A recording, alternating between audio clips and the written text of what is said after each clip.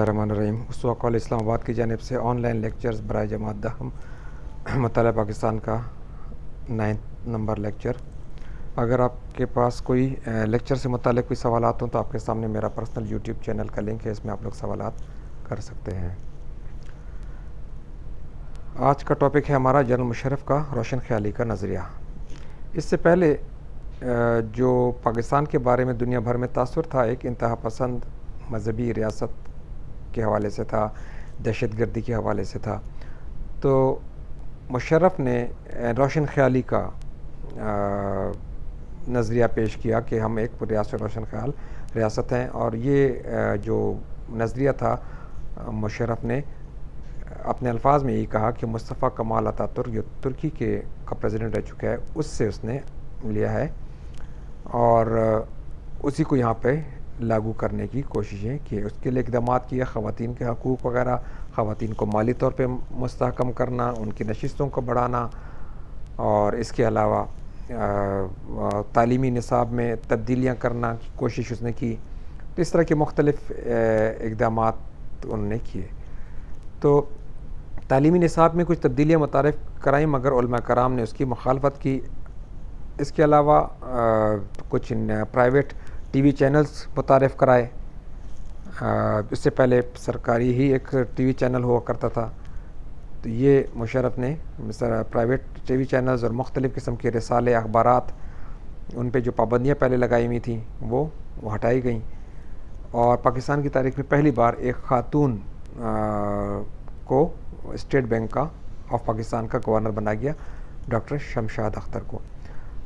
Air force میں flying fighter کی حیثیت سے خواتین کو شامل کرنے کا سلسلہ شروع کیا گیا۔ قومی اور صوبائی اسمبلیوں میں خواتین کی مخصوص نشستیں کے اوپر تو ظاہری بات ہے خواتین ہی منتخب ہوتی، مگر اس کے علاوہ جنرل نشستوں پر خواتین کو اجازت دی گئی کہ وہ مردوں کے مقابلے میں انتخابات لڑ سکتی ہیں۔ بینکوں سے آسان قرضے دینا خواتین کو، بغیر کسی ضمانت کے چھوٹے قرضے، تاکہ مالی طور پر مستحکم ہو سکیں، اپنے لیے روزگار کا انتظام کر سکیں خواتین۔ صوبہ پنجاب میں مین جو روڈز ہیں ان پر خواتین ٹریفک وارڈنز بھرتی کی گئیں، اور آرمی میں، فوج میں ایک باقاعدہ کمیشن خواتین کے لیے یہ سلسلہ بھی شروع کیا گیا، جس سے پہلے یہ سلسلہ نہیں تھا۔ اچھا، مشرف کے دور حکومت میں نجکاری اور صنعتوں کا قیام۔ جنرل مشرف نے اس سے پہلے بے نظیر اور نواز شریف کے دور میں بھی نجکاری یعنی کہ پرائیویٹائزیشن کا عمل، جو سرکاری یا ریاستی ادارے ہیں ان کو پرائیویٹ سیکٹر کے ہاتھوں بیچنے کا عمل ہوتا رہا تھا۔ اس کا مقصد غربت کا خاتمہ بھی تھا، تاکہ پیسہ بھی آئے، کچھ وہ ادارے بکیں گے تو حکومتوں کے پاس پیسہ آئے، تو قرضوں کی ادائیگی بھی ہو سکے گی۔ شوکت عزیز دور حکومت، مشرف کا جو وزیر اعظم شوکت عزیز تھا، اس دور حکومت میں نجکاری کو غیر ملکی قرضوں کی ادائیگی اور سماجی بہبود، معاشرے کی بہتری پر خرچ کیا گیا۔ دسمبر 2004 میں حبیب بینک کو صرف 22 بلین روپے میں، جبکہ یونائٹڈ بینک لمیٹڈ کو صرف 13 بلین روپے میں بیچ دیا گیا۔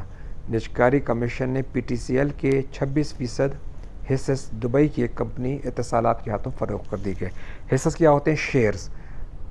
جو پی ٹی سی ایل تھی ایک کارپوریشن تھی، تو اس کے کچھ شیئرز جو ہیں حکومت نے 26% شیئرز دبئی کی ایک کمپنی جس کا نام اتصالات تھا ان کے ہاتھوں فروخت کر دیے۔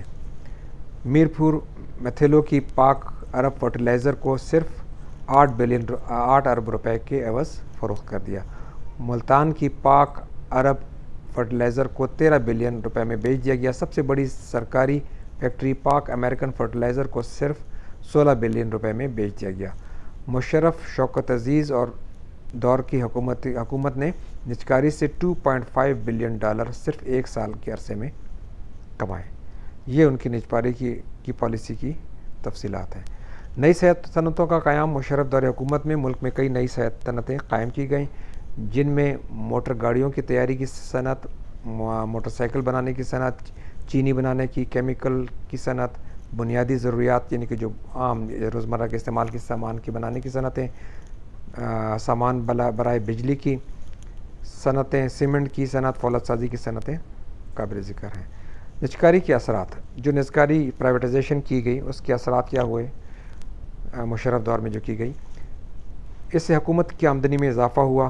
حکومت پر جو ادارے چلانے کا بوجھ ہوتا تھا، جو سرکاری ادارے ہوتے ہیں اس کو چلانے کا بوجھ حکومت پہ ہوتا ہے، تو وہ بھی کم ہوا. جو یہ مثبت اثرات ہیں ہم بات کر رہے ہیں کہ آمدنی میں اضافہ نجکاری سے، بوجھ حکومت پر کم ہو گیا. نجی شعبے کی حوصلہ افزائی اور اس ملک میں سرمایہ کاری میں اضافہ ہوا.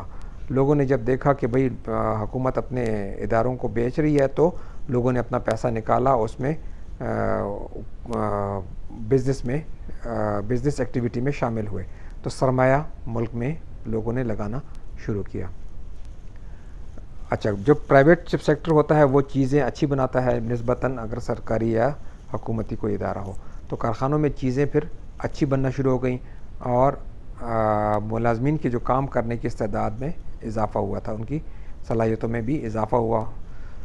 اب منفی اثرات جو تھے اس سے یہ ہوا کہ جو پرائیویٹ سیکٹر میں جو ادارے گئے، تو ظاہری بات ہے جو خریدنے والا ہے وہ زیادہ افراد بھرتی نہیں کرے گا، جتنی ضرورت ہے اتنی بھرتی کرے گا، اور باقی ملازمین کو نوکری سے نکال دے گا. اس سے جو ان سرکاری اداروں کو جن کو پرائیویٹ کیا گیا، ان کے جو ملازمین تھے وہ نوکری سے ہاتھ دھو بیٹھے.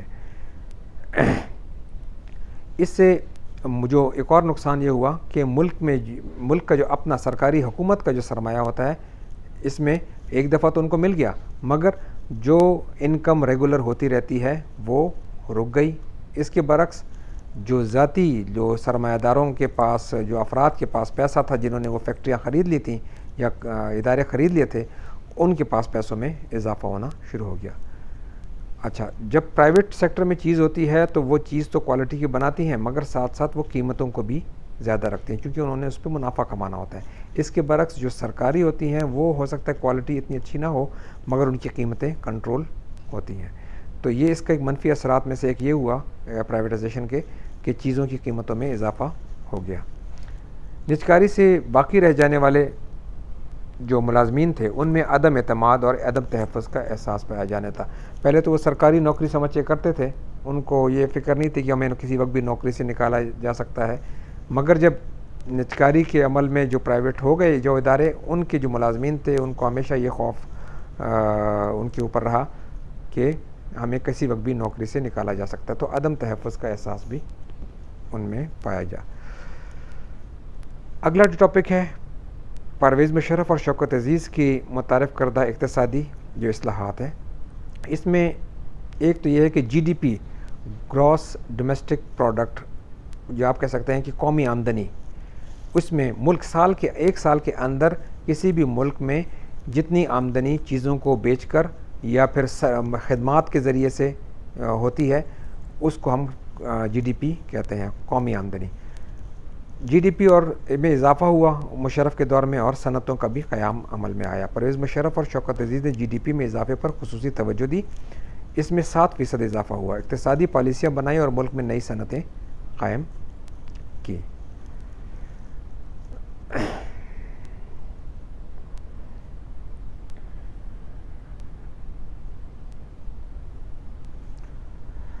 بیرون سرمایہ کاری کی ترغیب. بیرون ملک مقیم پاکستانیوں کو ترغیب دی گئی کہ وہ اپنے ملک میں مختلف شعبوں میں سرمایہ کاری کریں، تاکہ فارن ایکسچینج آئے ملک میں، تاکہ ملک ترقی کرے.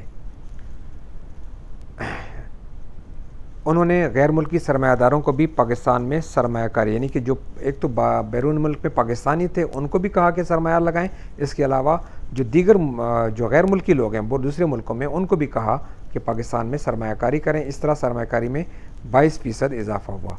ملکی خسارے میں کمی. پرویز مشرف اور شوکت عزیز دور حکومت سے پہلے ملکی خسارہ 7% تھا، جسے کم کر کے 4.5% تک لے آیا گیا. ملکی خسارہ کیا ہوتا ہے کہ اگر ملک کی برآمدات کم ہیں، درآمدات زیادہ ہیں، تو اس کا مطلب ہے ملک خسارے میں جا رہا ہے. تو یہ اس خسارے کو کم کیا گیا. غربت کو 32% کے خط سے 20% تک لانے کے لیے انہوں نے مثبت اقدامات کیے.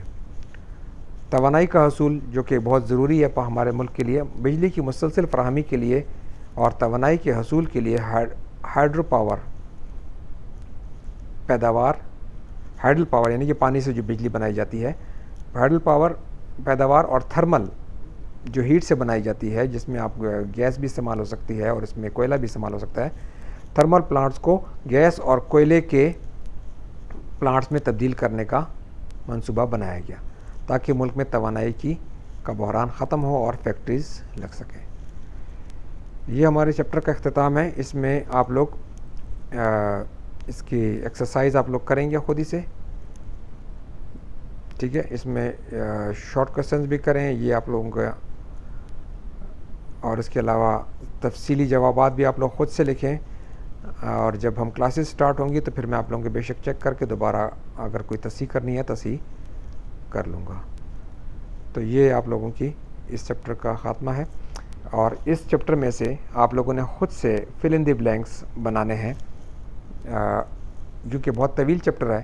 اس میں آپ لوگ 80 فل ان دی بلینکس خود سے بنائیں اور کاپی میں لکھیں، اور ایکسرسائز بھی کاپی میں کریں گے۔ شکریہ۔